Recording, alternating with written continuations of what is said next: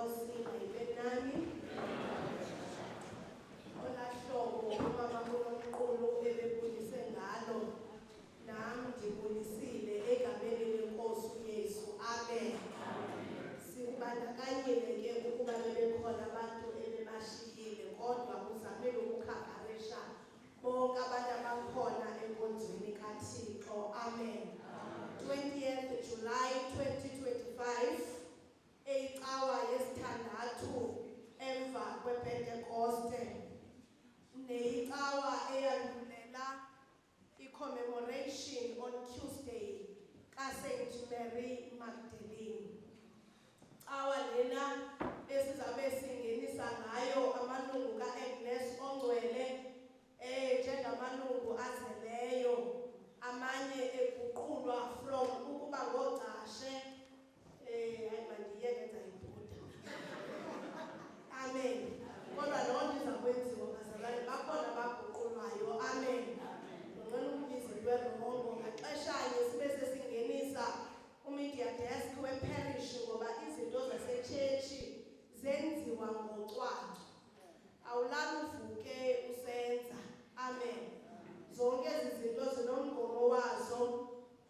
Sifumana ke ezi zifundo namhlanje bandla likaYohane Mtshata Ongcwele, bandla likaKrestu endajikajikana nazo kuba bekungekho kudala ndimi apha ndishumayela ngesi sitori sikaMaria noMartha.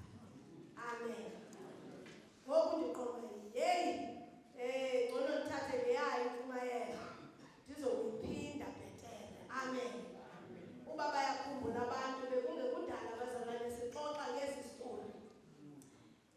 Kodwa umyalezo wanamhlanje bazalwane bam upha ekuthinini sihlale ezinyaweni zikaYesu. uMaria noMartha ngodade ababini abanomntakwabo uLazaro. Babehlala bonke endlini enye eBhethani kwisixeko esikumgama ongephi eYerusalem. Bobathathu ke aba bazalwane bebezizihlobo zikaYesu. Bobathathu bebenabo ubuhlobo kunye neNkosi uYesu. Kwesi sifundo sanamhlanje sevangeli, uMartha ucaphukiswa nguMaria ongamncedisiyo ekulungiseleleni i-guest yabo enguYesu. Instead yena uhleli happily ezinyaweni zikaYesu. uMartha ngaxeshanye ufilisha ignored and unappreciated. Ngoba kuyacaca into yoba ufuna ukubonakala ukuququzela kwakhe. Ntonayo akukho mntu ude amnothise athi uyasebenza ntombi. Xa ndiyipicturisha le nto mhlawumbi wayemane yokroba phaa kwelaa gumbi lihleli uYesu ekhangela izincomo cwaka kuYesu. Wade wabona ukuba makaziyele kuYesu ayokumconfront.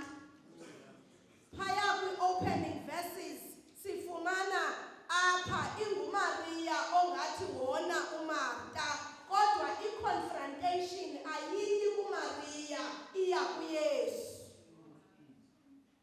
Kuyacaca into yoba strategically ebezafuna ukunconywa ngudade wabo kodwa befuna ukunconywa yigesti le ibahambeleyo apha ekhaya.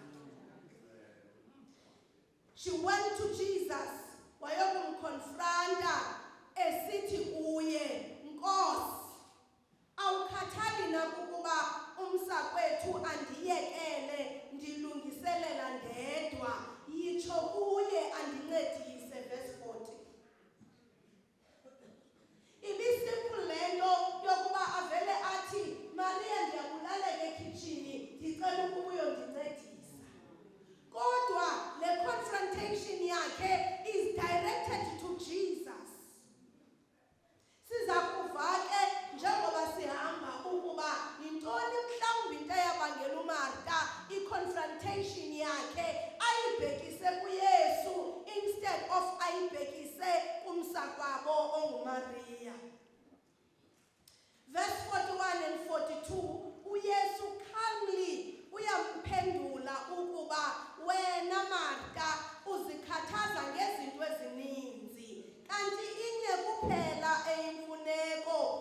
uMaria unyule loo nto ilungileyo yaye ayiyi kuhluthwa kuye. So uMaria has chosen the best. Ukuhlala ezinyaweni zikaYesu ngoba kuyacaca into yoba le nto ayichuzileyo isesona sipho singaphezu kwezipho zonke zokuphithizela apha endlini. Lo myalezo kaYesu xa ndicinga might have made uMartha aqonde how much she has been missing out. She has missed out a lot ngeli xesha yena aphithizeliswa itsho kule nguqule kundala uthi Martha Martha uphithizeliswa uxhaliswa zizinto ezingenamsebenzi. Kuyibeka kamandi ndikhoyo uthi uxhaliswa zizinto ezininzi. Kodwa kule nguqulelo ithi azinamsebenzi ezi zinto uphithizeliswa uxhaliswa zizo. Kukangaphi ebomini bakho okanye ebomini bethu ulahlekelwa okanye ulahlekwa ngumyalezo ngenxa yokuba uzixakekisa ngezinto ezininzi ezingenamsebenzi. Siphulukana namadinga kaThixo amaxesha amaninzi, siphulukana nezinto uThixo asiphathele zona ngoba siphithizeliswa sixhaliswa zizinto ezingenamsebenzi. Ngenxa ke yokuzixakekisa kwabantu kangaka bade balityeshe ilizwi likaThixo nokuba ke zikhona izinto ezikwehlelayo xa ungahlelanga ezinyaweni zikaYesu. Kodwa namhlanje we are all invited to sit at Jesus' feet. Siphulaphula ubuncwane obuvela kuye. Ngizukuzitsho zonke ke izinto xa utyeshele ungasahlalanga ezinyaweni zikaYesu, kodwa allow me to share uAmos chapter 8 verse 10 obesisifundo sokuqala othi amatheko enu ayakujika abe yinzila, iingoma zenu zibe sisililo, niya kuzibhijela amahonya nizile, loo mini yesiphelo iyabhakaka. Ngoba amaxesha amaninzi siphithizeliswa, sixhaliswa zizinto neendywala esizenze emakhaya. Xa ujonga i-significance yezi zinto esizenzayo azinayo uYesu. Amen. Kodwa namhlanje we are all invited ukuhlala ezinyaweni zikaYesu. Siyeke ukuphithizeliswa, sixhaliswa zizinto ezingenamsebenzi. At times ezithatha even your last cent ngoba ucinga into yoba likhona ithamsanqa kule phithizelo uyenzayo kanti uthi uYesu hlanga.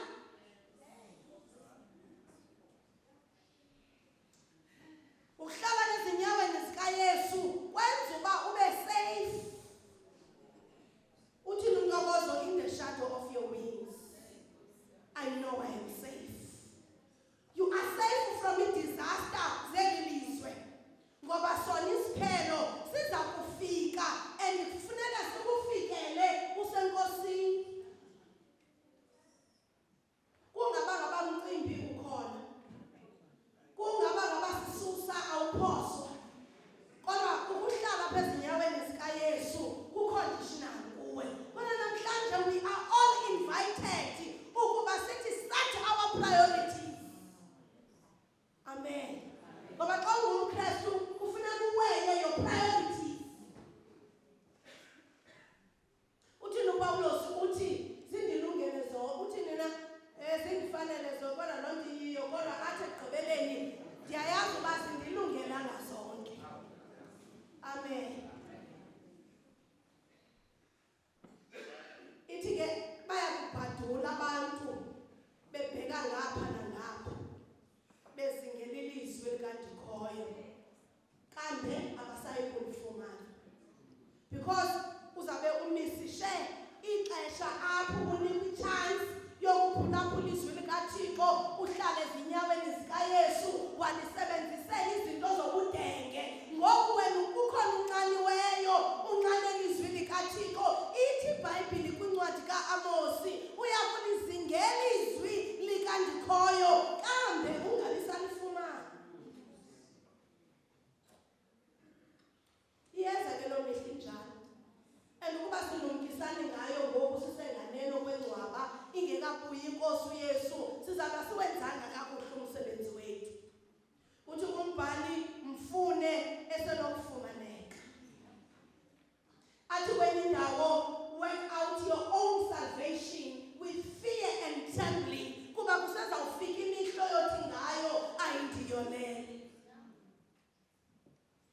kuyabonakala ke ngokwesisibhalo ukuba uYesu akafumaneki kwimpithizelo kodwa ufumaneka in a peaceful and quiet place ukuhlala kwakho phaya ezinyaweni zikaYesu kodwa into endiyithandayo ngoMarta ereprimandwe enjalo nguYesu holistically kwesi sifundo ukuthi xa enengxaki akayibhekisi mntwini kodwa uyibhekisa kwinkosi uYesu nayincenye into endihlalela sibonisane ngayo ukuba kwezi ngxaki zingaka umntu ajongene nazo ebomini ubhekisa kubani mhlunengxaki namhlanje izwi likaThixo lisiphosisa umnatha kwelinye icala lithi ukuba ukuqala ukukonfront ingxaki yeke ukukonfront ingxaki confront uYesu ukuze kulungiselele ingxaki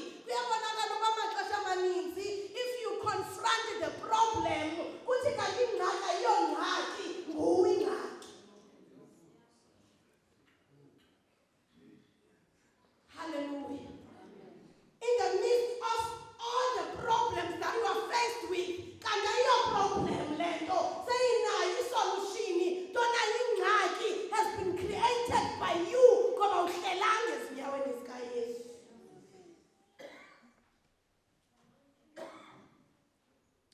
namhlanje ngifuna ukuthi maxesha amaninzi we often direct our anger our frustrations to wrong people kanti uYesu is the right person to direct zonke izinto esixakene nazo uthi nombhali uthi waphoseni kuye onke amaxhalaleyo kuba yena utheni unikhathalele sinalowo sikhathaleleyo even in the midst of impithizelo esiyenzayo kodwa yena uma njalo esikhathalela kayeki kusicenga athi yizani kunonke nina nibulalekayo nisindwayo ngumthwalo toninika ukuphumla lento kuphithizelisayo it is because you lack a peace of mind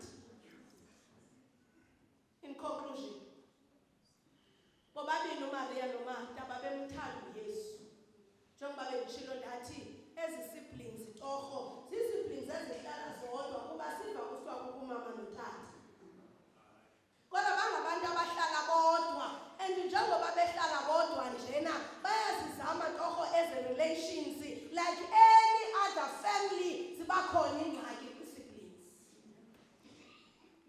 so in conclusion bobabili in this occasion babemserve Yesu xa uMartha wacinga intoba indlela yokuseva kukaMaria i-inferior kuneyakhe amen most often bantwana bam nisezawungeniswa kule manyano most often bantwana bam niseza kungeniswa ne-executive yenu abantu bathi sele bengenile benikiwe uxanduva kodwa umuntu abona ingathi uba luseva ngcono kunam mna ndinikwa into engathi ayinamsebenzi kanti ndirhalela le yenziwa ngubani namhlanje ndifuna ukuthi wena mntu okhokeleyo hlala kwileyini yakho ngoba uMartha enye yezinto ezamsokolisayo wacinga uba inferior le yenziwa nguMaria yokuhlala kunale mna ndiyenzayo ndiphithizele akazange aqonde uMartha ukuba kwindlela yakhe yokuseva uvile mosipha phezulu uba bendithe Martha felt neglected kodwa yayinguye umntu who was neglecting the guest eyayifikile ekhaya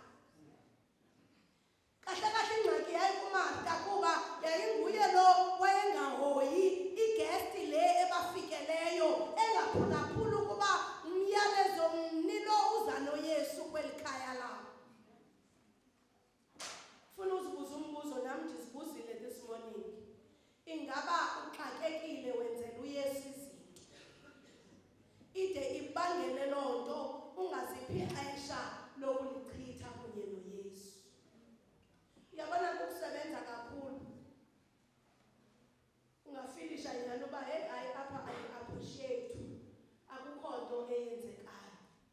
Kanti apha ekusebenzeni kwakho uphose eyona nto ekuthinini useve uhlele ezinyaweni zikaYesu ukwenzela into yoba wazi umvuzo wakho awukho kweli lizwe kodwa umvuzo wakho usezintweni uYesu akuproducela zona athi ndinqule ndikuphendule ndikuxelele izinto ezinkulu that you know nothing about. Lona thina sisefuna ukusevela emehlweni abantu. Amen. Kunini ndaseva kweli bandla umfundisi akakhatsho noba enkosi. Kunini ndaseva kweli bandla amagosa akhe abhekise nelizwi. Kunini ndaseva kweli bandla abantu basevayo kule manyano abakhe bathethe kwanto. Kunini ndaseva kweli bandla ndingumfundisi amarhamenta kukho nento akhe ayibhekise appreciateayo yewethu uhlale ezinyaweni zikaYesu ngoba i-appreciation isemyalezweni osuka kwinkosi uYesu. Nali icebiso. Masingenzi imisebenzi kaYesu. Okanye mandirephrase. Masingenzi imisebenzi esiyenzayo iyeke ukuba ngokusevu Yesu kodwa ibe ngu-self-serving. Andiva.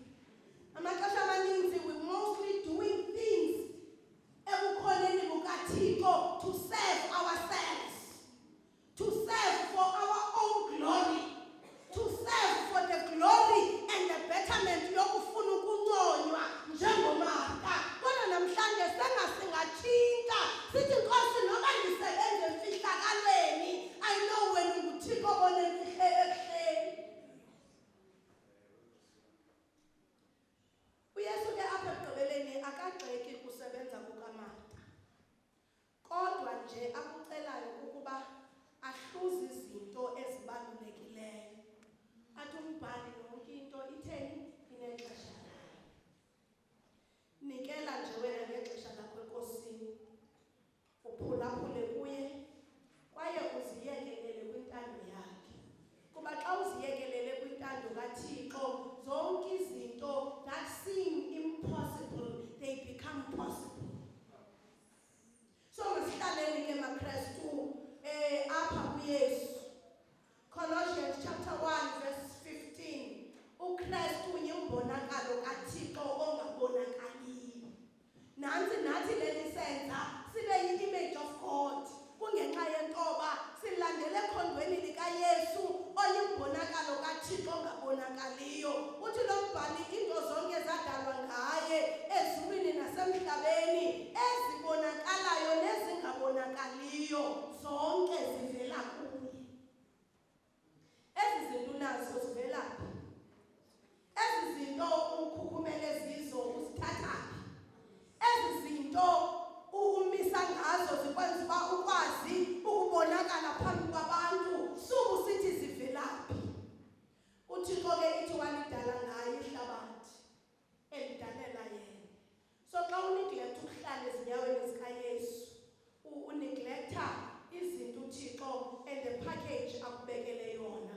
So masihlaleni ke bazalwane apha kuye simamkele oko senze oko simelwe ukwenza ngoba uMarta at the end wayiqonda intoba I have missed out kwizinto ezininzi ngokuphithizeliswa ndixhaliswa zizinto ezininzi nezingenamsebenzi. Kanti uMaria uchuza ukuhlala ezinyaweni zikaYesu echuza eyona nto engasayi kuhluthwa kuye. Nawe namhlanje I want you to reflect ujonge intoba zingaphi izinto ophulukene nazo ngenxa yento ubuphithizeliswa uxhaliswa zizinto ezingenamsebenzi. Buyele Nkosini ithuba lisekhona ngoba wena